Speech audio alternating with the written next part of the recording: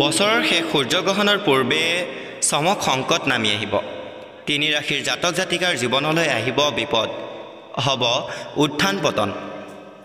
2024 চনৰ অন্তিমটো সূৰ্যগ্ৰহণ হ'ব 2 অক্টোবৰ বুধবাৰে।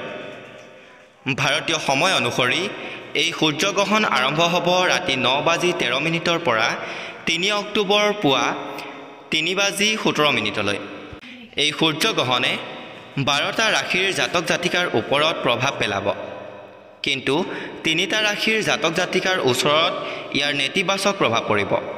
ইয়াৰ বাবে সতৰ্ক হৈ থাকিব লাগিব এই ৰাশিৰ জাতক জাতিকাসকল। সূৰ্যগ্ৰহণৰ আগতে ৰাহুৰ নিষ্ঠুৰ দৃষ্টি সূৰ্যৰ ওপৰত পৰিব, যাৰ ফলত এই 3 ৰাশিৰ জাতক জাতিকাৰ ভয়ংকৰ সমস্যা বাঢ়িব। জ্যোতিষীসকলৰ মতে সূৰ্যৰ ওপৰত ৰাহুৰ দিনটো অত্যন্ত অশুভ বুলি গণ্য কৰা হয়, যাৰ ফলত কিছু পৰিমাণ বছৰৰ শেষৰ সূৰ্যগ্ৰহণৰ পূৰ্বে সিংহ ৰাশিৰ জাতক জাতিকাৰ জীৱনত চৰম অস্থিৰতা আহিব পাৰে। আৰ্থিক লোকচানৰ সন্মুখীন হ'ব পাৰে। খৰখেদাকৈ কোনো সিদ্ধান্ত লোৱা উচিত নহয়।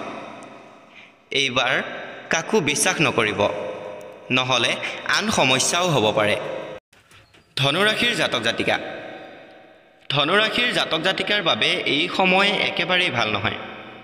কৰ্মক্ষেত্ৰত নিয়োজিত লোকসকল সাৱধান হ'ব লাগে। বিষয়াৰ লগত সংঘাত হ'ব পাৰে।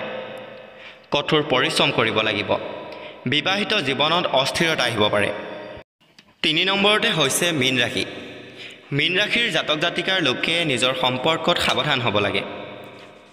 ডাঙৰ ডাঙৰ আৰ্থিক সমস্যা আহিব পাৰে। কোনো ধৰণৰ আৰ্থিক সিদ্ধান্ত গ্ৰহণ নকৰিব। ব্যৱসায়ীসকলে লোকচানৰ সন্মুখীন হ'ব পাৰে। খৰচ কৰাৰ ক্ষেত্ৰত সাৱধান হ'ব লাগে। প্ৰিয় বন্ধুসকল, আজিৰ ভিডিঅ'টো ইমানেই আছিল। ধন্যবাদ।